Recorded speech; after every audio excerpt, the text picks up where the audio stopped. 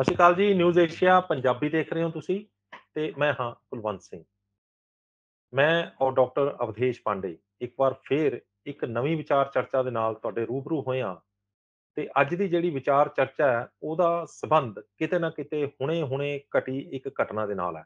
ਜਿਹਦੇ ਵਿੱਚ ਇੱਕ ਡਿਪਰੈਸ਼ਨ ਦੇ ਸ਼ਿਕਾਰ ਵਿਅਕਤੀ ਨੇ ਨਾ ਸਿਰਫ ਆਪਣੀਆਂ 2 ਬੇਟੀਆਂ ਬਲਕਿ ਆਪਣੇ ਭਰਾ ਅਤੇ ਇੱਕ ਥਾਣੇਦਾਰ ਦਾ ਸਮੇਤ 5 ਵਿਅਕਤੀਆਂ ਦਾ ਕਤਲ ਕਰ ਦਿੱਤਾ। ਤੇ ਇਸੇ ਘਟਨਾ ਨੇ ਸਾਨੂੰ ਇਹ ਮਜਬੂਰ ਕੀਤਾ ਕਿ ਅਸੀਂ ਜਿਹੜੀ ਇਸ ਵੀਡੀਓ ਨੂੰ ਬਣਾਈਏ ਤੇ ਸਮਝੀਏ ਕਿ ਡਿਪਰੈਸ਼ਨ ਜਿਹੜੀ ਹੈ ਉਹ ਕਿਸ ਤਰ੍ਹਾਂ ਜਿਹੜੀ ਆ ਉਹ ਬੋਡੀ ਨੂੰ ਆਪਣੇ ਡਿਪਰੈਸ਼ਨ ਰੋਜ਼ ਕਿਸ ਤਰ੍ਹਾਂ ਆਪਣਾ ਬੋਡੀ ਨੂੰ ਕਬਜ਼ੇ 'ਚ ਲੈਂਦਾ, ਸਰੀਰ ਨੂੰ ਕਬਜ਼ੇ 'ਚ ਲੈ ਲੈਂਦਾ ਤੇ ਇੱਕ ਹਿਪਨੋਟਾਈਜ਼ ਹੋ ਕੇ ਬੰਦਾ ਹਿਪਨੋਟਿਜ਼ਮ ਦਾ ਸ਼ਿਕਾਰ ਹੋ ਕੇ ਇੱਕ ਅਜੀਬ ਜਿਹੇ ਹਿਪਨੋਟਿਜ਼ਮ ਦਾ ਸ਼ਿਕਾਰ ਹੋ ਕੇ ਬੰਦਾ ਕਤਲ ਕਰ ਦਿੰਦਾ, ਕਿਸੇ ਦਾ ਕਤਲ ਕਰ ਦਿੰਦਾ ਜਾਂ ਆਪਣੇ ਆਪ ਨੂੰ ਵੀ ਮਾਰ ਲੈਂਦਾ। ਕਿਉਂ ਹੁੰਦਾ ਇਹਦੇ ਪਿੱਛੇ? ਕੀ ਕਾਰਨ ਨੇ? ਆਪਾਂ ਡਾਕਟਰ ਅਵਧੇਸ਼ ਪਾਂਡੇ ਤੋਂ ਜਾਣਦੇ ਹਾਂ। ਡਾਕਟਰ ਸਾਹਿਬ ਤੁਹਾਡਾ ਨਿਊਜ਼ ਏਸ਼ੀਆ ਪੰਜਾਬੀ ਤੇ ਬਹੁਤ-ਬਹੁਤ ਸਵਾਗਤ ਹੈ ਜੀ। ਸਤਿ ਸ਼੍ਰੀ ਅਕਾਲ ਜੀ। ਸਤਿ ਸ਼੍ਰੀ ਅਕਾਲ ਜੀ। ਡਾਕਟਰ ਸਾਹਿਬ ਜਿਸ ਤਰ੍ਹਾਂ ਮੈਂ ਜ਼ਿਕਰ ਕੀਤਾ ਬੜੀ ਹੀ ਦੁਖਦਾਈ ਘਟਨਾ ਹੁਣੇ-ਹੁਣੇ ਵਾਪਰੀ ਹੈ।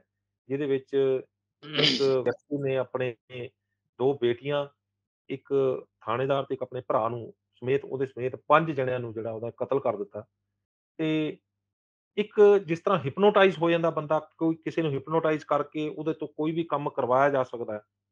ਤੇ ਇਹ ਜਿਹੜਾ ਇਹ ਬੰਦਾ ਡਿਪਰੈਸ਼ਨ ਦਾ ਸ਼ਿਕਾਰ ਵੀ ਕਿਤੇ ਨਾ ਕਿਤੇ ਹਿਪਨੋਟਿਜ਼ਮ ਦੇ ਨਾਲ ਜੁੜਾ ਹੋਇਆ ਇਹ ਰੋਗ? आपका प्रश्न बहुत वाजिब है और बहुत ही संजीदा है। संजीदा मतलब सेंसिटिव, जी, बहुत ही सेंसिटिव है क्योंकि ये मामला ही कुछ ऐसा है। जी, पहली बात तो जितने भी लोगों का डेथ हुआ मैं मेरी संवेदनाएं उनके और उनके परिवार के साथ हैं। जी, मैं लेकिन एक बात बोलना चाहूंगा कि इंसान ऐसे बिहेवियर्स क्यों करता है। जी, तो ऊपर वाले ने इस ब्रह्मांड में अगर कुछ बहुत ही नायाब चीज बनाई है वो है ह्यूमन एंड ह्यूमन बॉडी। जी, जी। इससे सोफिस्टिकेटेड डिवाइस हुँ, न थी, न है, न हो सकती है बिल्कुल। प्लैनेट अर्थ पे। हुँ, हैविंग सेड दिस, इस डिवाइस को गवर्न चलाने वाला। गवर्न करने का, हाँ, चलाने के पूरे पावर्स इसी डिवाइस को दिए गए हुँ, हैं। हुँ, जैसे अगर टेलीफोन बहुत अच्छा है तो उसको आप चलाते हैं, हुँ, हुँ, लेकिन इस डिवाइस ये स्वचालित है, हुँ, ऑटोमेटिकली। वही इंसान जो ये कर रहा है, जिस उसी डिवाइस को वही इंसान चला रहा है, कोई और नहीं चला। हुँ, हुँ, आपने दूसरी बात की हिप्नोटिज्म की। हुँ, हुँ, ये जो इरेटिक बिहेवियर्स होते हैं, पहले ये बात समझनी पड़ेगी कि ये पूरी की पूरी बॉडी हुँ, हुँ, 2 माइंड से चलती है, conscious mind and subconscious mind. Hmm, hmm, hmm, subconscious mind 95% होती है और हुँ, कॉन्शियस माइंड 5% होता है। इसको समझने का एक तरीका ये है कि मान लीजिए आप गाड़ी चला रहे हैं। हुँ, हुँ, हुँ, कई बार क्या होता है कि कॉन्शियस माइंड से आप कोई थॉट में हैं, तो उस हुँ, थॉट में बहुत दूर चले जाते हैं, तब तक 10-15 किलोमीटर निकल जाता है। अचानक आपको ख्याल आता है हुँ, कि 10-15 किलोमीटर निकल गया, मैं अचानक जहाँ पर ब्रेक मारना था, जहाँ पर मुड़ना था, वहाँ पर मुड़ भी गया और आप हुँ, कॉन्शियस माइंड से ड्राइविंग सीट पे नहीं हैं। हुँ, हुँ, हुँ, तो कौन चला रहा था गाड़ी? Subconscious mind. Yes, hmm, hmm, subconscious mind is a programmed mind hmm, और हुँ, उसके प्रोग्राम को प्रोग्राम कौन करता है? वही कॉन्शियस माइंड है। हुँ, हुँ, तो कॉन्शियस माइंड को कॉन्शियस रखने के लिए, उसको सजग और सज्ज रखने के लिए हुँ, हुँ, नर्व्स के साथ-साथ हार्मोन्स की जरूरत पड़ती है। हुँ, अगर मैं संक्षेप में बताऊं तो डोज है उसका नाम, उसको डोज देना पड़ता है। डोज का स्पेलिंग क्या है? DOSE। यस। यही नाम है उन हॉर्मोन्स का जिनको हैप्पी हॉर्मोन्स बोलते हैं। D से डोपामीन, से ऑक्सीटोसिन, S से सेरोटोनिन और E से एंडोर्फिन्स। क्या बात। तो ये डोज जो है अगर ब्रेन में सही नहीं है तो कॉन्शियस माइंड सही नहीं होगा, डिप्रेस्ड होगा। तो पहला चीज डिप्रेशन का ये है। तो ये डोज कहां से आता है? ब्रेन खुद ये मैन्युफैक्चर नहीं करती है, ये मैन्युफैक्चर होता है गट में। और अंतरिम। वेगस नर्व के थ्रू ब्रेन में जाता है। इसी को कहते हैं गट ब्रेन कनेक्शन, जो आजकल का नया साइंस है। अगर आप गट ब्रेन कनेक्शन लिखेंगे तो आपको पता चल जाएगा कि ये लेटेस्ट साइंस है कि आपका गट माइक्रोबायोम रिस्पॉन्सिबल है आप अपने दिमाग से क्या सोच रहे हैं, या किस दशा में है, डिप्रेस्ड है या हैप्पी है या सैड है, या क्या रीजन है। ये हार्मोन्स डिसाइड करते हैं। जिसको आपने अगर मुन्ना भाई MBBS पिक्चर देखा होगा, देखा। उसमें केमिकल लोचा, वो जो बोलते हैं ना कुछ केमिकल लोचा है ब्रेन में, तो वो लोचा क्या है? यही डोज है। यही डोज है जो केमिकल लोचा है ब्रेन में। अगर इसकी मात्राएं कम हो जाती हैं तो बंदा डिप्रेस्ड हो जाता है। और इसके इंटरचेंजेबल है, मतलब नहीं सॉरी, इंटरचेंजेबल नहीं है ये। ये इंटरडिपेंडेंट हॉर्मोन्स हैं। अगर एक दूसरे डोपामिन पर कम हुआ निर्भर है। तो ऑक्सीटोसिन भी कम हो जाएगा, सेरोटोनिन भी कम हो जाएगा, एंडोर्फिन्स भी कम हो जाएंगे। और अब तक तो जो मैंने बताया ये साइंस है। मैं जिस बात पे PhD कर रहा हूं वो है पाइनियल ग्लैंड, तीसरी आंख। और मैं इसी बात को प्रूव करना चाह रहा हूं कि पाइनियल ग्लैंड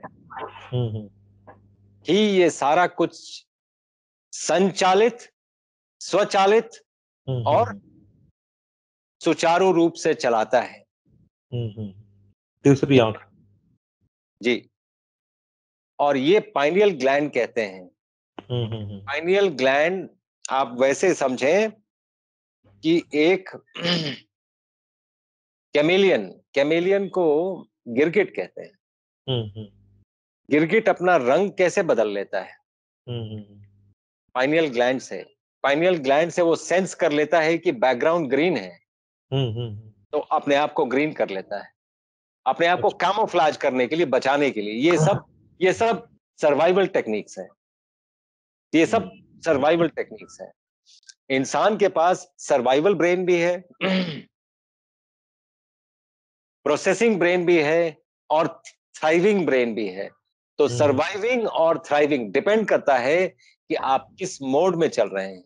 अगर सर्वाइवल पे हैं तो फिर आप जानवरों की तरह सोचेंगे, और अगर थ्राइविंग में हैं तो इन चीजों से बियॉन्ड सोचेंगे। तो नॉर्मली थ्राइविंग के लिए डोज की जरूरत पड़ती है ज्यादा मात्रा में। इसीलिए कहते हैं जैसा अन्न वैसा मन। वैसा मन। बिल्कुल। तो अन्न आप अगर ठीक खाएंगे तो मन भी ठीक रहेगा, डिप्रेशन नहीं आएगी। जब आप डिप्रेस्ड फूड खाएंगे, प्री कुक्ड फूड, एक बार कुक हो गया फिर आपने रख दिया फ्रिज में, फिर बाहर निकाला, उसको गर्म किया और फिर खाया, तो वो रीकुक्ड फूड हो गया। वो और ज्यादा आपको depress, because that is depressed food. इसलिए फ्रेश फूड खाना जरूरी है, क्योंकि एंडोर्फिन्स, डोपामीन, ऑक्सीटोसिन, सेरोटोनिन, ये चारों हॉर्मोन्स गट में बनते हैं और यहां से ट्रांसफर होते हैं ब्रेन में। तो इनकी मात्रा अगर गट में ज्यादा है तो ज्यादा ट्रांसफर होंगे, कम है तो कम ट्रांसफर होंगे। तो इसीलिए वो कहते हैं कि जिस खाने में किसी की आह लगी हो वो अन्न खाना नहीं चाहिए, दैट इज डिप्रेस्ड फूड। और अगर आप नॉन वेज खाते हैं उसमें तो आह लगी ही है।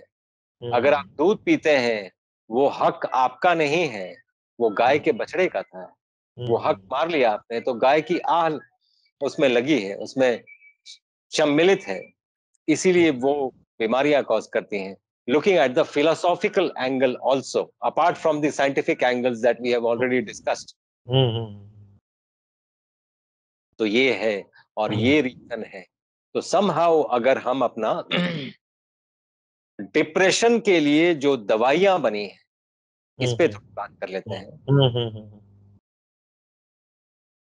मोटी सी बात ये है समझने वाली कि फार्माकोलॉजी अभी उस स्टेज में नहीं पहुंची है कि हमारे पास कोई ऐसी दवा है जो इसके लिए ये दवा एग्जैक्टली काम करती है, एग्जैक्टली नहीं करती है, ऐसी कोई चीज नहीं है. ये मोर और लेस. तो सेंट्रल नर्वस सिस्टम के लिए दो ही मोर और लेस दवाइयां हैं. या तो सेंट्रल नर्वस सिस्टम को, ब्रेन को ज्यादा जागृत कर देती हैं या ज्यादा सुला देती हैं. बस इतना ही है. तो अगर कोई डिप्रेस्ड है तो उसको जागृत करने की दवा दी जाती है. ये दवाइयां कितनी इफेक्टिव है, कितनी नहीं है, ये बात मैं विथ रिस्पेक्ट टू न्यूरोलॉजिस्ट में छोड़ता हूं उन पे. लेकिन पेशेंट्स ये देख रहे हैं, वो खुद ये बताएं कि अगर डिप्रेशन की दवा ले रहे हैं तो क्या वो ठीक हो गए. वो तो सो रहे हैं, उनको नींद आ रही है, और कईयों को तो खाकर भी नींद नहीं आ रही. दूसरा एक क्यों लेना चाहिए इससे, जो मैं हर बार एक हिंट देता हूं, पेशेंट्स बिना कोई दवा के ठीक कैसे हो सकता है. मेरा दावा है, मैं तो बहुत से न्यूरोलॉजिस्ट मेरे दोस्त हैं, साइकियाट्रिस्ट मेरे दोस्त हैं, सैकड़ों नहीं हजारों में होंगे. नहीं, सैकड़ों में होंगे.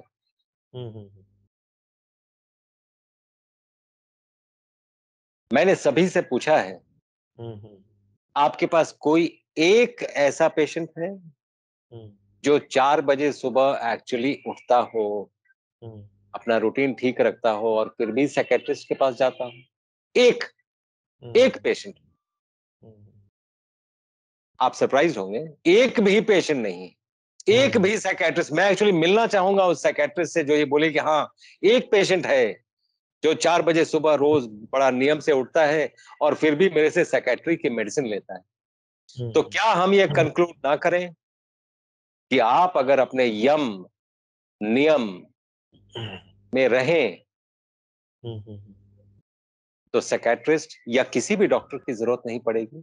इसी बात पे 2017 का नोबेल प्राइज है, क्लॉक जीन्स जिसको कहते हैं. क्लॉक जीन्स, हमारे जीन्स में वो चीजें हैं जो हमें क्लॉकवाइज चलाती हैं कि 4 बजे सुबह उठना है. जैसे आपको अगर 4 बजे सुबह फ्लाइट पकड़ना है, जैसे ये मुझे कल पकड़ना है. सर्केडियन रिदम बोलते हैं इसको, सर्केडियन रिदम. जी. तो मैं ये अपने आप को बोल के सोऊंगा कि मेरे को 3 बजे उठना है, और वो अपने आप क्लॉक जीन्स 3 बजे उठा देते हैं. लोगों ने देखा भी होगा, महसूस भी किया होगा कि आप जैसे ही ब्रेन को जो भी इंफॉर्मेशन दे के सो जाते हैं, एग्जैक्टली उस टाइम पे ब्रेन जग जाती है. मेरे साथ भी होता है. मैंने किया है. सबके साथ होता है. सब लोगों के साथ के पास ये एक्सपीरियंस होगा, जितने लोग ये सुन रहे हैं. तो उसको सज्ज रखने के लिए हमें कुछ रूल्स ऑफ द कॉस्मोस है. अगर और कुछ नहीं तो जैनों से सीखना जरूरी है. Jains rule of the Cosmos बहुत फॉलो करते हैं, बहुत. तो ये सीखने ऐसी बातें हैं. दूसरा ये है कि ये फूड्स रिस्पॉन्सिबल हैं आपको डिप्रेस्ड बनाने के लिए. ओबेसिटी रिस्पॉन्सिबल है, बीमारियां रिस्पॉन्सिबल है, और सबसे बड़ा रिस्पॉन्सिबल है आज के दिन का फ्रस्ट्रेशन. आज के दिन लोग फ्रस्ट्रेटेड हैं. पोस्ट कोरोना देखिए, काम खत्म हो गया लोगों का. लोगों के पास काम नहीं है ज्यादा, मार्केट में पैसे नहीं है ज्यादा. डिप्रेशन की ये स्थिति है कि सभी लोग डिप्रेशन में हैं. कुछ लोग ज्यादा हैं, कुछ लोग कम हैं, लेकिन डिप्रेशन में सब हैं ऑलमोस्ट. उस डिप्रेशन में कई बार फ्रस्ट्रेशन आ जाता है कि अब क्या करें, कुछ समझ नहीं आ रहा है. और अगर ये हार्मोन्स की कमी हो तो आदमी ऐसे स्टेप ले सकता है, और ये हो सकता है, ये संभव है इसको हम साइंटिफिकली एक्सप्लेन कर सकते हैं। ये क्या है? तो डॉक्टर साहब आपने हर बार जो है वो साइंटिफिकली प्रूव किया है कि ये चीज़ें ऐसी होती हैं, इसकी वजह से जो है आगे ये बीमारी होती है। तो अभी आपने 4 हार्मोन्स का नाम दिया है, वो 4 हार्मोन्स की कमी हो जाती है, इम्बैलेंस हो जाता है, तो ये सारा कुछ जो है गड़बड़ाने लगता है। तो दिमाग जो है वो मतलब उल्टे-सीधे हरकतें करने शुरू कर देता है। तो डिप्रेशन जो है उसमें जब ये गड़बड़ होता है, तो क्या होता है? उसमें अंदर क्या हो रहा है उसमें कि वो गड़बड़ होना शुरू हो गया? उसमें क्या वो करने वाला था और क्या वो गड़बड़ हो गया उसमें? थोड़ा-सा ये साइंटिफिकली कर बताएँगे? हॉर्मोन्स जो हैं, हॉर्मोन्स का रोल यहाँ पे समझना पड़ेगा कि हॉर्मोन्स का रोल क्या है। हुँ, हुँ। किसी भी हार्मोन का, चाहे वो थायराइड का हो, चाहे वो डायबिटीज़ का हो, चाहे हुँ, वो एड्रिनल ग्लैंड्स का जो ब्लड प्रेशर कॉज़ करता है उसका हो, हुँ, हुँ, चाहे वो बच्चा ये जनने के लिए जो मतलब हॉर्मोन्स हैं हुँ, हुँ, उसका हो, किसी का भी। समझने वाली बात ये है हुँ, कि ब्रेन से जो हमें सेंसरी सेंसरी परसेप्शन ये मिला कि बाहर ठंड है, हुँ, हुँ, हुँ, तो मोटर परसेप्शन से आया कि रोंगटे खड़े हो गए, हुँ, ताकि एयर को ट्रैप कर लिया बीच हुँ, में। हुँ, तो रोंगटे अगर एक-एक जो रोंगटे हैं, वहाँ पर नर्व का सेल नहीं नहीं पहुँचा है। हुँ, हुँ, नर्व का सेल स्किन के किसी कुछ-कुछ पार्ट्स में है। हुँ, हुँ, तो रोंगटे तक जानकारी कैसे जाती है कि ब्रेन ये बोल रहा है कि एयर को ट्रैप करना है। कैसे जानकारी जाती है? हॉर्मोन्स के थ्रू। हुँ, यही हॉर्मोन्स हैं जो actually signal cell to cell transfer करते हैं। हुँ, लैंग्वेज ऑफ द बॉडी है भाषा हॉर्मोन्स, है भाषा है। भाषा। जैसे हम और आप हिंदी में बात कर रहे हैं, वैसे हुँ, ये भाषा है।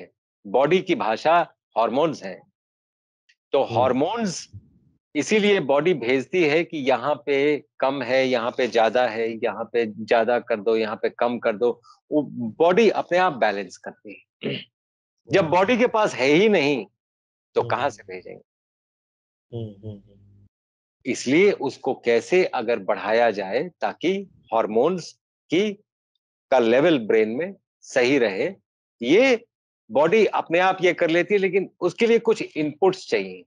हुँ, कि फूड से मिल सकता है, हवा से मिल सकता है, बिकॉज़ यही 2 इनपुट के तरीके हैं। तीसरा हुँ, है स्किन जो एब्ज़ॉर्ब करती है।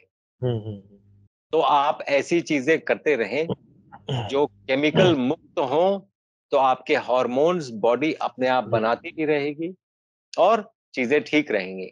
और रॉ फूड से ये बहुत ज़्यादा ये आता है क्योंकि cooked food is called hopeless food. Hopeless क्यों? क्योंकि होप निकल गया उसमें से। हुँ, हुँ, एच से हॉर्मोन्स, ओ हुँ, से ऑक्सीजन, पी से हुँ, फाइटोन्यूट्राइएंट्स और ई से एंजाइम्स निकल गए फूड से, इसीलिए वो होपलेस हो गया, हुँ, कुक्ड फूड। इसलिए रॉ फूड में हार्मोन्स भी होते हैं, ऑक्सीजन भी होता है, फाइटोन्यूट्राइएंट्स भी होते हैं और एंजाइम्स भी होते हैं, जो आपकी बॉडी को रिप्लेनिश करते हैं और आपकी बॉडी ठीक से सुचारू रूप से वो हार्मोन्स लेके जहाँ-जहाँ भेजना है, भेज भी सकती है। हुँ। अच्छा डॉक्टर साहब आपने पिछली वीडियो में एक कमाल की जानकारी दी थी कि हल्दी जो है वो इन्फ्लेमेशन वाली वीडियो थी। हल्दी जो है वो हर बीमारी ठीक कर देती है, हर बीमारी में वो हल्दी और एक चुटकी काली मिर्च की अगर डाल के उसमें कोसे पानी में ल्यूक वार्म वाटर में मतलब उसमें डाल के पिया जाए 2-3 बार दिन में, तो हर बीमारी ठीक हो सकती है। तो इस बार आप क्या जानकारी देने वाले हैं कि अगर हार्मोन इम्बैलेंस हो गए हैं, कुक फूड तो आप हर बार बोलते हैं। कुक फूड तो आप हर बार बोलते हैं कि कुक फूड हमें बंद करना होगा, रॉ फूड हमें लेना होगा। तो हल्दी एक हर्ब है, एक हमारा पार्ट ऑफ फूड है। ऐसा ही कुछ और फूड जो हमारे हार्मोन्स को बैलेंस करता हो, जिसमें क्योंकि हार्मोन्स की बीमारियाँ जो हैं वो बहुत सारी हैं, थोड़ी नहीं है। दिमाग की जितनी बीमारियाँ होंगी वो हार्मोन्स से रिलेटेड होगी। जो यूट्रस की जितनी बीमारियाँ वो हार्मोन्स से रिलेटेड है। थायराइड जी जो है वो हार्मोन बहुत सारी बीमारियाँ जो हार्मोन से रिलेटेड होती हैं। तो क्या आप आज कुछ पिटारा खोलने वाले हैं, कोई जानकारी का? ये यस आप अगर आएंगे हिम्स हॉस्पिटल में, hospital and institute of integral medical sciences Chandigarh Derabassi में हॉस्पिटल है ऑन द मेन हाईवे। अगर आप आते हैं तो यहाँ पे आपको बहुत सारे कैंसर पेशेंट मिलेंगे, एंड स्टेज कैंसर पेशेंट मिलेंगे। एंड सिर्फ फ़र्क ये देखेंगे when you compare these patients with the patient in other hospital of similar kind, फ़र्क ये देखेंगे कि ये कंफर्टेबल है। दूसरा फ़र्क ये देखेंगे कि ये आपको लगेगा नहीं कि ये पेशेंट हैं, वो दर्द रहित हैं। कि शुगर बीपी सिर्फ 7 दिन में बिना 1 रुपए की दवाई के 90% लोगों का यहाँ हिम्स हॉस्पिटल चंडीगढ़ में भर्ती होकर खाने पीने को ठीक करके रिवर्स किया जा सकता है। सैकड़ों पेशेंट हो चुके हैं। अगर जुबान पे लगाम है तो 3 लोगों से वास्ता नहीं पड़ेगा आपका। खाने के लिए है तो डॉक्टर से वास्ता नहीं पड़ेगा, बोलने के लिए है तो पुलिस और वकील से वास्ता नहीं पड़ेगा, और प्रोफेशनली इन तीनों से वास्ता ना पड़े तो ज़्यादा अच्छा है। दूसरा, दुनिया की कोई भी ऐसी बीमारी नहीं है जो खाने पीने से हो नहीं जाती है और फिर रेगुलेट नहीं हो सकती है। तो ये दोनों बातें वैसे ही चलती हैं। 5 पिलर्स हैं हमारे, 5 pillars: diet, medicinal plants, physical exercise या फिजिकल वर्क, माइंड मैनेजमेंट और taking the help of various pathies, all the pathies. तो ये हम 5 पिलर्स पे काम करते हैं। जब हम इन 5 पिलर्स पे काम करते हैं तो बॉडी अंदर से जब हील होने लगती है तो थायराइड की समस्या जो अपने आप ही ठीक होने लगती है। चंडीगढ़ में भारत का पहला इंटीग्रेटेड मेडिकल साइंसेज का हॉस्पिटल शुरू किया गया है, जिसका नाम हिम्स रखा गया है, hospital and institute of integrated medical sciences, जहां एलोपैथी, आयुर्वेद, होम्योपैथी, नेचुरोपैथी सब एक ही साथ पेशेंट को ठीक करने के उद्देश्य से काम करती हैं सारी पैथी। इसमें डॉक्टर विश्वरूप राय चौधरी, डॉक्टर अमर सिंह आजाद, डॉक्टर अवधेश पांडे, आचार्य मनीष, डॉक्टर खादर फली और इन सब की पूरी नॉलेज, ट्रेनिंग और एजुकेशन को यूज किया जा रहा है। लीवर फेल हो, किडनी खराब हो, हार्ट की प्रॉब्लम हो, जोड़ों का दर्द हो, ऑटो इम्यून डिजीज हो, स्टेज 4 कैंसर हो, कोई भी ऐसी बीमारी जो डॉक्टर ने आपको लाइलाज बताई हो या आपको कोई ऑपरेशन बताया हो, तो आप हिम्स हॉस्पिटल हिम्स में संपर्क कर सकते हैं और बीमारी की जड़ पर काम कर सकते हैं। रहना, खाना, पीना सब अरेंजमेंट है। अभी भारत में पटियाला में, जीरकपुर, चंडीगढ़, डेराबस्सी और दिल्ली में 14 क्लिनिक शुरू हो चुके हैं, जहां पर सिर्फ खाना पीना और लाइफस्टाइल को ठीक करके बीमारियों को रिवर्स करना सिखाया जाता है। और एक हॉस्पिटल डेराबस्सी जो चंडीगढ़ में है वो शुरू हो चुका है। ये सब हिम्स के नाम से काम कर रहे हैं। तो अगर आप भी किसी गंभीर बीमारी से परेशान हैं तो जल्द संपर्क करें हिम्स हॉस्पिटल चंडीगढ़ में। पहली बात तो मैं ये बोल दूं कि मैं ऐसा नहीं है कि कुक्ड फूड का समर्थक नहीं हूं। बैलेंस करना पड़ेगा वो मात्राएं कि कितनी मात्रा में आपको रॉ फूड लेना चाहिए, कितनी मात्रा में कुक्ड फूड लेना चाहिए। कुक्ड फूड इसलिए भी जरूरी है कि अगर न लें तो कई बार वो डिप्रेशन का कारण बन जाता है, क्योंकि लोगों को लगने लगता है जिंदगी में कुछ रखा नहीं है, क्योंकि उनको वो टेस्ट नहीं मिल रहा है। इसलिए फूड थोड़े मात्रा में ये जरूरी भी है, लेकिन सिर्फ कुक्ड फूड ही हो, रॉ फूड बिल्कुल ही ना हो, वो प्रॉब्लम हो जाती है। इसलिए हर चीज बैलेंस में चलना चाहिए। As a rule 50% raw and 50% cooked food is fair enough, fair enough. तो आप अगर 500 ग्राम की थाली है आपकी, तो उसमें 250 ग्राम अगर रॉ फूड है और 250 ग्राम कुक्ड फूड है तो चलेगा। यानी 4 रोटी बंदे ने खानी है तो उसको 2 कर दिए, आधा वो जो रॉ फूड करना है। हाँ, और अगर 4 ही खानी है तो उतने ही मात्रा में आप रॉ फूड ये ले लें तो वो फलदायी होगा और आपको कभी कोई प्रॉब्लम नहीं होगा, कॉन्स्टिपेशन भी नहीं होगा, सारा कुछ ठीक चलेगा बिकॉज ऑफ दिस। तो 50% का रूल याद रखें। 50% of what ever you eat should be raw food, 50% can be cooked food. ये रूल बिल्कुल ठीक चलता है और जिंदगी ठीक चलती है इसमें। Now coming back to this, हम हार्मोन्स रिप्लेनिश कैसे करेंगे या हार्मोन्स की कमी को हम दूर कैसे करेंगे, खाने से कैसे दूर करेंगे, या आपने बोला कि कोई ऐसी जानकारी है जो हम ये कर लें। आप देखें, एक गट में बैक्टीरिया है जिसको एक्रोमैंसिया फैमिली कहते हैं। एक्रोमैंसिया, एक्रोमैंसिया एक ऐसा गट माइक्रोबायोम है, अगर उसकी कमी है तो सभी कैंसर के पेशेंट्स में कमी देखी गई है, एक्रोमैंसिया नहीं है। एक्रोमैंसिया कैसे डालेंगे अंदर? तो याद रखें, वो फ्रूट्स जिनका बीज आप निकाल नहीं सकते हैं, जिनका बीज निकालना असंभव है, वो फ्रूट्स एक्रोमैंसिया को ग्रो करते हैं। जैसे जैसे अम, अमरूद, अमरूद के बीज आप निकाल नहीं सकते हैं। जैसे कीवी, कीवी के बीज आप निकाल नहीं सकते हैं। जैसे केला, केले के बीज आप निकाल नहीं सकते हैं। अंगूर, अंगूर के बीज तो निकाल सकते हैं। मेरे कहने का मतलब ये है, नहीं, अंगूर के बीज तो निकाल सकते हैं, वो तो इतने मतलब बड़े होते हैं कि आप उसको जीभ से निकाल के आप उसको फेंक सकते हैं, वो तो कोई दिक्कत नहीं है। लेकिन ये बाकी जो मैंने आपको बताए, इसके बीज आप निकाल नहीं सकते हैं। अनार, अनार का बीज ही फ्रूट है, तो उसका बीज ही फ्रूट है, वो आप निकाल नहीं सकते हैं। तो आप अगर ऐसे फ्रूट्स खाते हैं, एक्रोमैंसिया ज्यादा ग्रो करता है। पोमेग्रेनेट से आप अगर लिटरेचर में भी देखें तो इसके कई स्टडीज हैं। तो इन सब चीजों से एक्रोमैंसिया बढ़ता है, और एक्रोमैंसिया रिस्पॉन्सिबल है डोज के लिए। डोज मतलब डोपामीन, ऑक्सीटोसिन, सेरोटोनिन और एंडोर्फिन्स के लिए एक्रोमैंसिया बहुत बड़ी रिस्पॉन्सिबिलिटी है उसकी। अगर वो सही मात्रा में है तो डोज ठीक बनेगा, दिमाग डिप्रेस्ड नहीं होगा। अच्छा, एक बात बताइए डॉक्टर पांडे कि अक्सर देखने में आता है कि डोपामाइन जो हार्मोन्स है, वो खुशी के लिए खुशी का कारक माना जाता है। तो डोपामाइन और जो खुशी का कारक कुछ भी होगा, खुशी के मौके पर होते हैं, जो भी मौका होता है उसके ऊपर बोला जाता है कि कुछ मीठा हो जाए। तो मीठा जो है वो डोपामाइन बनाने में काफ़ी कुछ सहायक भी होता है। डोपामाइन उसमें बनते हैं। तो क्या आप इससे सहमत हैं कि कुछ मीठा हो जाए तो उससे भी जो डिप्रेशन जाता है? आप जो बात बोल रहे हैं वो रिवॉर्ड सेंटर की बात बोल रहे हैं। ब्रेन में एक रिवॉर्ड सेंटर होता है कि आप ऐसा कुछ कर लो, आपको ये रिवॉर्ड मिलेगा।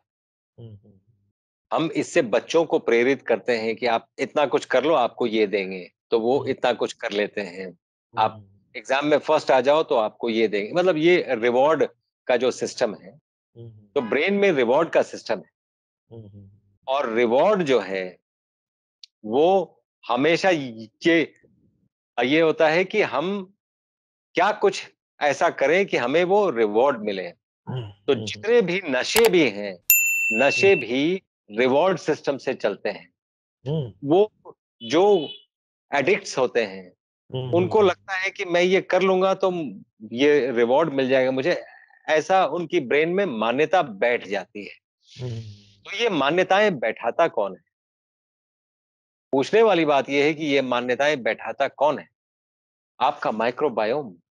अगर आपको आइसक्रीम खाने का मन है या मीठा खाने का मन है, तो आपका वो पार्ट ऑफ द माइक्रोबायोम ज्यादा विकसित है जो आपको बार बार प्रेरित कर रहा है, आपको बार बार इंफॉर्मेशन दे रहा है कि मीठा खाना है। और जैसे ही मीठा आता है, वो कुछ डोपामीन, कुछ एंडोर्फिन्स रिलीज करता है, तो आपको रिवॉर्ड का भी आता है कि हाँ, रिवॉर्ड मिल गया, मैं आज बहुत खुश हूं, मैंने ये मीठा खा लिया। तो ये ऐसे चलता है। तो ये जो मीठे में, और जो आपने बोली कि मीठे में डोपामीन है, इसमें एक ही फूड में ये प्रूव्ड है, चॉकलेट में, जो डार्क चॉकलेट्स होते हैं। डार्क चॉकलेट्स में डोपामीन की मात्रा ज्यादा होती है, ये साइंटिफिकली प्रूवन है, वही आप शायद बात बोल रहे थे। मैं वही बोल रहा था। हाँ, तो ये सारा कुछ गट माइक्रो से प्रेरित है। तो गट माइक्रोबायोम अगर ठीक है आपका, आप फर्ज करिए किसी संत के सामने आप ये सभी चीजें रख दीजिए, शायद वो इस तरफ देखेगा भी नहीं, क्योंकि उसका दिमाग और ब्रेन और गट दोनों बहुत स्ट्रांगली कनेक्टेड है और बहुत स्ट्रांग है। He does not give in to ये जो छोटी छोटी ये बातों में ना, हम we give in to that, चलिए ठीक है आज ये कर लेते हैं। दे आर वेरी स्ट्रांग, उनका गट ब्रेन एक्सेस भी बहुत स्ट्रांग होता है। इसी तरह का एक इंसान है वो जिसका जो ब्रीदिंग के लिए जाना जाता है, उसको उसका नाम नहीं याद आ रहा मुझे। कई नोबेल प्राइजेस हैं, कई Guinness book of world record है उसके नाम पे, जो सांस लेने के लिए, सांस लेके बीमारियां ठीक कैसे करते हैं, इसके ऊपर हम एक वीडियो बना सकते हैं। सिर्फ सांस लेने से आप कैसे बीमारियां दूर कर सकते हैं। पेन भी है, अगर हेडेक हो रहा है, सिर्फ सांस लेने से कैसे हेडेक दूर हो जाएगा, क्यों दूर होगा, साइंस क्या है उसके पीछे, we can have a video for that. बिल्कुल बनाएंगे, बिल्कुल बनाएंगे।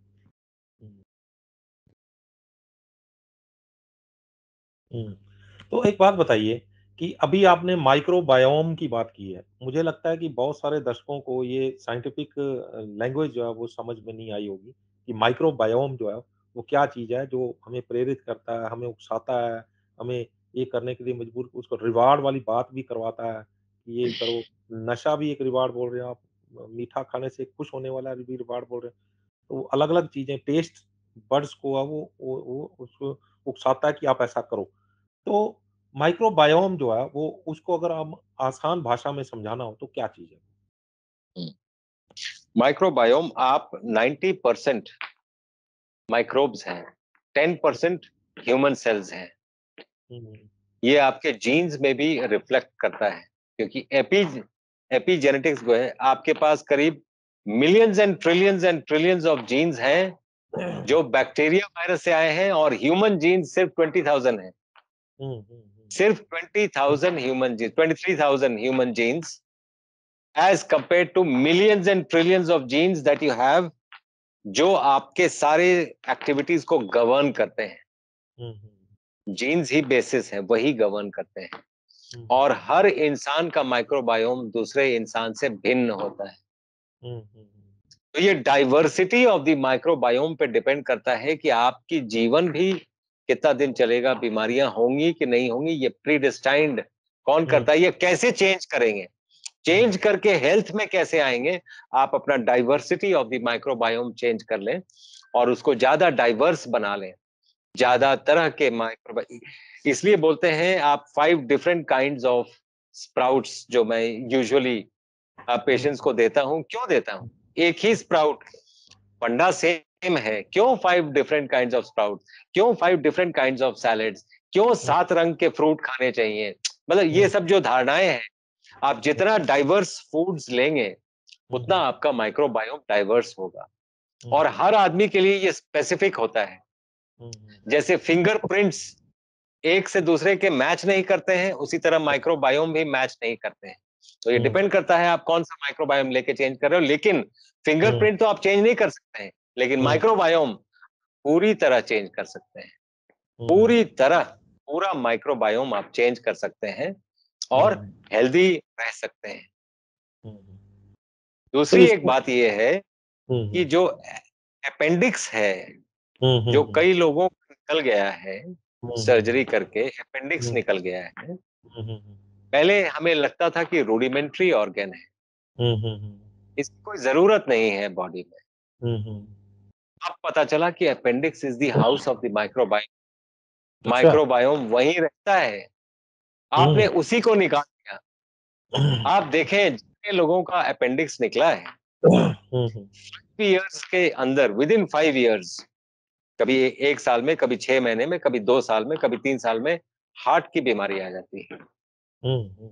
और इसका डायरेक्ट कनेक्शन है, ये साइंस है जो मैं आपसे बात कर रहा हूँ। हम्म। इसके ऊपर कई पेपर्स हैं। हम्म।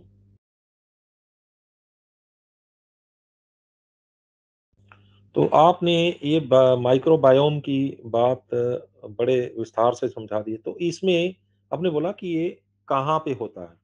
तो ये भी कम और ज़्यादा होने से बीमारियाँ या कुछ इसका भी संबंध होता है, कम या ज़्यादा होने से? माइक्रोबायोम ही डिक्टेट करता है कि आप बीमार हैं, हेल्दी हुँ, हैं या हुँ, नहीं हैं। हुँ। किसी और भी ये तरह माइक्रोबायोम, यस, किसी भी तरह किसी भी तरह में माइक्रोबायोम ही रिस्पॉन्सिबल है आपके हेल्थ के लिए या डिजीज के लिए। हुँ, हुँ, हुँ, अगर आप हेल्दी हैं तो हुँ, माइक्रोबायोम रिस्पॉन्सिबल है, अगर आप डिजीज हैं तो माइक्रोबायोम रिस्पॉन्सिबल है। हुँ, हुँ, और माइक्रोबायोम को कैसे ऑल्टर करना है, कैसे चेंज करना है, इसी प्रक्रिया को समझने वाली जो बात है, जो जॉन हंटर ने शुरू की थी, 1904 का नोबेल प्राइज देखिए, जॉन हुँ, हंटर को ये मिला था कि गट में बैक्टीरिया है।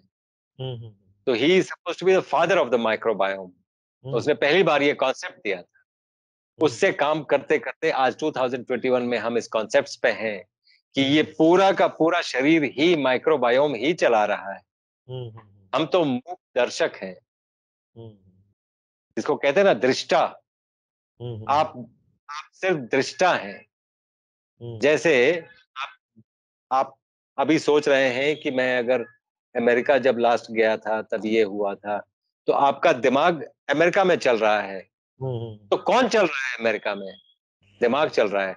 तो क्या हुँ, चीज तो क्या चीज चल रहा है? मतलब you are looking at yourself from outside. हुँ, इसी हुँ। को कॉन्शियसनेस कहते हैं। ये कॉम्प्लिकेटेड टॉपिक है, लोगों को नहीं समझ आएगा। तो कभी और कोई वीडियो इस पे करेंगे। तो ये है, एंड गट माइक्रोबायोम ये सारा कुछ करता है। अच्छा, अभी आपने 4-5 फ्रूट फ्रूट भी बताए थे कि बायोम जो है वो ठीक करने के लिए ये जो होप की आप बात की थी, 4 हार्मोन्स की बात की थी, डोज। तो डोज़ कि उसकी बात की थी, तो उसमें हमने वो उसको कैसे ठीक किया जा सकता है। तो ये 4 अगर हम लोग फ्रूट या जिस तरह जो सीड जो निकाले नहीं जा सकते, उस तरह के फ्रूट हम लोग लेते हैं, तो क्या पूरा माइक्रोबायोम जो है वो उसमें तंदुरुस्ती आ जाती है? माइक्रोबायोम ट्रिलियंस में है, ट्रिलियंस एंड ट्रिलियंस। मैंने तो एक का नाम लिया, एक्रोमेंसिया। हुँ, हुँ, हुँ, और एक ही आइडेंटिफाइड। इंसान का नॉलेज अभी माइक्रोबायोम का फुल नहीं है। हुँ, हुँ, हमें बहुत कम जानकारी है। लेकिन ऐसा भी नहीं है, हमें काफ़ी जानकारियाँ भी हैं। हम काफ़ी हुँ, कुछ जानते भी हैं माइक्रोबायोम के बारे में। मतलब मैं इंसान की बात, साइंटिफिक वर्ल्ड की बात कर रहा हूँ। हमें काफ़ी जानकारी है। अभी हुँ, बहुत कुछ करना बाकी है, वो बात दूसरी है। हुँ, लेकिन हमें अभी तक काफ़ी जानकारी है। उस जानकारी के आधार पे मैं ये बोल रहा हूँ कि अगर आप ये फ्रूट्स लेते हैं, हुँ, जिनके सीड्स आप निकाल ना पाएँ, हुँ, तो जो ब्रेन के जो डोज़ है, वो हुँ, डोज़ पूरा डोज़ में मिलता रहेगा। हुँ, हुँ, हुँ। तो वो मिलता रहेगा तो हमें जो ब्रेन की जो बीमारियाँ हैं डिप्रेशन नहीं। डिमेंशिया अल्ज़ाइमर है और दूसरा हमें डिप्रेशन है, माइग्रेन है और आँखों की बीमारियाँ भी हैं, तो ये नहीं आएँगी हमें। डिमेंशिया नहीं होगा, किसी भी तरीके का डिमेंशिया है, वो हुँ, अगर है, तो वो ठीक होने लगेगा धीरे-धीरे। हुँ, हुँ। तो क्या कमाल की जानकारी है, एक बार फिर आपने वही दे दी कि जैसे अंत में मैं देखो ऐसा है कि मैं बहुत सारे डॉक्टर्स से बात करता हूँ हमेशा और अ, मतलब इतनी सैटिस्फैक्शन नहीं मिलती मुझे जितनी मैंने आपसे बात करने के बाद मुझे अंत में मिलता कि मैंने कुछ हासिल किया आज इस इंटरव्यू में मैंने कुछ ज्ञान दिया। क्योंकि मैं एक विद्यार्थी हूँ, जो हमेशा चाहता हूँ कि कुछ ना कुछ सीखूँ। तो आपसे मैंने बहुत कुछ सीखता हूँ, हर बार इंटरव्यू में मैं अगर मैं सीखता हूँ तो जो देखने वाले हैं, वो ज़रूर सीखते होंगे और जो अगर सीखते हैं, तो अगर वो इस बात पे अमल करेंगे, तो मुझे कोई कारण नहीं रह जाएगा कि वो बीमार रह जाएँ और कोई कारण नहीं रह जाएगा कि उनका शरीर जो है वो कभी तंदुरुस्त ना हो ऐसा उसके दिमाग में बैठ जाए। तो अभी दिमाग की बीमारियों की बात में आपने पूरी जानकारी दी है आपका बहुत-बहुत धन्यवाद। Thank you, thank you. शुक्रिया। शिक्षा जो है, शिक्षा विद्यार्थी सभी जी, सभी विद्यार्थी हैं, हम भी रोज इवॉल्व करते हैं विथ जी, जी, विथ न्यू थिंग्स, एंड तभी हम बार-बार ये वीडियोस बनाते हैं जी, कि अपनी जानकारी रिवाइव होती रहती है और रिफ्रेश होती रहती है और इवॉल्व करती है धीरे-धीरे सभी की। जी, जी। तो आपने मेरी जानकारी इवॉल्व कर दी, तो मैं आपका धन्यवाद करता हूँ। तो धन्यवाद। आपने इतनी अच्छी जानकारी दी है, बहुत-बहुत धन्यवाद। ਸੋ ਇਹ ਸਨ ਡਾਕਟਰ ਅਵਧੇਸ਼ ਪਾਂਡੇ। ਇੱਕ ਵਾਰ ਫੇਰ ਜਾਂਦੇ-ਜਾਂਦੇ ਮੈਂ ਤਾਂ ਸੰਤੁਸ਼ਟ ਹਾਂ। ਇਸ ਇੰਟਰਵਿਊ ਤੋਂ ਮੈਂ ਸੰਤੁਸ਼ਟ ਹਾਂ। ਮੈਨੂੰ ਲੱਗਦਾ ਹੈ ਕਿ ਮੈਂ ਬਹੁਤ ਕੁਝ ਹਾਸਲ ਕੀਤਾ ਹੈ। ਤੇ ਇਹ ਇੰਟਰਵਿਊ ਉਹ ਹੈ ਕਿ ਜਿਹੜੇ ਜੇਕਰ ਡਿਪਰੈਸ਼ਨ, ਮਾਈਗ੍ਰੇਨ, ਡਿਮੈਂਸ਼ੀਆ, ਐਲਜ਼ਾਈਮਰ ਉਹ ਕਿਤਨੇ ਵੀ ਰੋਗ ਜਿਹੜੇ ਹੋਣਗੇ, ਦਿਮਾਗ ਨਾਲ ਸੰਬੰਧਿਤ ਹੋਣਗੇ, ਜਿਹੜੇ ਲੋਕ ਸਾਈਕੈਟ੍ਰਿਕ ਕੋਲ ਜਾ ਰਹੇ ਨੇ, ਜਿਹੜੇ ਲੋਕ ਦਿਮਾਗ ਦੀਆਂ ਬਿਮਾਰੀਆਂ ਨਾਲ ਸੰਬੰਧਿਤ ਗੋਲੀਆਂ ਖਾ ਰਹੇ ਨੇ, ਨੀਂਦ ਨਹੀਂ ਆ ਰਹੀ ਉਹਨਾਂ ਨੂੰ, ਹੋਰ ਬਹੁਤ ਕੁਝ ਇਸ ਤਰ੍ਹਾਂ ਦਾ ਹੋ ਰਿਹਾ। ਜੇਕਰ ਆਹ ਇੱਕ ਵੀਡੀਓ ਨੂੰ ਪੂਰੀ ਤਰ੍ਹਾਂ ਸੁਣ ਕੇ ਔਰ ਉਹਦੇ ਤੇ ਕੀ ਦੱਸੀਆਂ ਹੋਈਆਂ ਗੱਲਾਂ ਨੂੰ ਅਮਲ ਕਰਦੇ ਨੇ, ਕੁਕਡ ਫੂਡ ਜਿਹੜਾ ਉਹ ਅੱਧਾ ਕਰ ਦਿੰਦੇ ਨੇ, ਜਿਹੜੇ ਬੀਜਾਂ ਵਾਲੀ ਜਿਹੜੀ ਗੱਲ ਦੱਸੀ ਹੈ ਡਾਕਟਰ ਸਾਹਿਬ ਨੇ ਵੀ ਇਹ ਜਿਹੜੇ ਬੀਜ ਕੱਢੇ ਨਹੀਂ ਜਾ ਸਕਦੇ ਫਰੂਟਾਂ ਦੇ ਵਿੱਚੋਂ, ਉਹ ਫਰੂਟ ਅਗਰ ਖਾਣੇ ਸ਼ੁਰੂ ਕਰ ਦਿੰਦੇ ਨੇ, ਤੇ ਕੋਈ ਕਾਰਨ ਨਹੀਂ ਰਹਿ ਜਾਂਦਾ ਕਿ ਉਹਨਾਂ ਦੇ ਦਿਮਾਗ ਦੀਆਂ ਬਿਮਾਰੀਆਂ ਜਿਹੜੀਆਂ ਹੋਣਗੀਆਂ ਉਹ ਠੀਕ ਨਾ ਹੋਣ। ਤੇ ਜੇ ਦਿਮਾਗ ਦੀਆਂ ਬਿਮਾਰੀਆਂ ਠੀਕ ਹੋਣਗੀਆਂ, ਜਿਹੜੇ ਹਾਰਮੋਨ ਜਿਹੜੇ ਉਹ ਠੀਕ ਹੋ ਜਾਣਗੇ, ਤੇ ਉਹ ਹੋਰ ਵੀ ਜਿਹੜੀਆਂ ਬਿਮਾਰੀਆਂ ਉਹ ਅੰਦਰੋਂ ਬਾਹਰ ਕੱਢ ਦੇਣਗੇ। ਸੋ ਤੁਹਾਨੂੰ ਇਹ ਗੱਲਬਾਤ ਕਿਵੇਂ ਲੱਗੀ? ਆਪਣੀ ਰਾਏ ਸਾਨੂੰ ਸਾਡੇ ਕਮੈਂਟ ਬਾਕਸ ਜ਼ਰੂਰ ਦੇਣਾ। ਜੇਕਰ ਵੀਡੀਓ ਵਧੀਆ ਲੱਗੀ ਹੈ, ਤਾਂ ਇਸ ਨੂੰ ਵੱਧ ਤੋਂ ਵੱਧ ਸ਼ੇਅਰ ਕਰ ਦਿਓ, ਕਿਉਂਕਿ ਅੱਜ ਡਿਪਰੈਸ਼ਨ ਔਰ ਮਾਈਗ੍ਰੇਨ ਔਰ ਭੁੱਲਣ ਦੀ ਬਿਮਾਰੀ ਵਾਲੇ ਮਰੀਜ਼ ਬਹੁਤ ਜ਼ਿਆਦਾ ਨੇ, ਕਿਉਂਕਿ ਜਿੰਨੀ ਜ਼ਿੰਦਗੀ ਫਾਸਟ ਹੋ ਰਹੀ ਹੈ, ਉਨਾ ਦਿਮਾਗ ਦੇ ਉੱਤੇ ਬੋਝ ਪੈ ਰਿਹਾ, ਦਿਮਾਗ ਉਨਾ ਵੰਡਿਆ ਜਾ ਰਿਹਾ, ਉਨਾ ਦਿਮਾਗ ਕਈ ਪਾਸੇ ਸੋਚਦਾ, ਕਈ ਪਾਸੇ ਚੱਲਦਾ ਹੈਗਾ, ਔਰ ਦਿਮਾਗ ਦੀਆਂ ਜਿਹੜੀਆਂ ਫਾਈਲਸ ਨੇ, ਉਹ ਬਹੁਤ ਸਾਰੀਆਂ ਖੁੱਲੀਆਂ ਹੋਣ ਦੇ ਕਰਕੇ ਉਹ ਹੈਂਗ ਹੋ ਜਾਂਦੀਆਂ ਨੇ। ਤੇ ਜੇਕਰ ਇਹ ਜਾਣਕਾਰੀ ਮਿਲਦੀ ਹੈ ਉਹਨਾਂ ਨੂੰ, ਤੇ ਉਹ ਇਸ ਦੇ ਉੱਤੇ ਅਮਲ ਕਰਕੇ ਆਪਣਾ ਇਸ ਨੂੰ ਸਿਸਟਮ ਨੂੰ ਠੀਕ ਕਰ ਲੈਂਦੇ ਨੇ, ਤੇ ਅਸੀਂ ਸਮਝਾਂਗੇ ਕਿ ਇਸ ਵੀਡੀਓ ਨੂੰ ਬਣਾਉਣ ਦਾ ਮਕਸਦ ਕਾਮਯਾਬ ਰਿਹਾ। ਸਾਡੇ ਚੈਨਲ ਨੂੰ ਸਬਸਕ੍ਰਾਈਬ ਕਰਨਾ ਨਾ ਭੁੱਲਿਓ। ਅਗਲੀ ਵਾਰ ਫਿਰ ਹਾਜ਼ਰ ਹੋਵਾਂਗੇ ਇੱਕ ਨਵੇਂ ਮੁੱਦੇ, ਇੱਕ ਨਵੇਂ ਮਹਿਮਾਨ ਦੇ ਨਾਲ। ਉਦੋਂ ਤੱਕ ਮੈਨੂੰ ਦਿਓ ਇਜਾਜ਼ਤ। ਧੰਨਵਾਦ।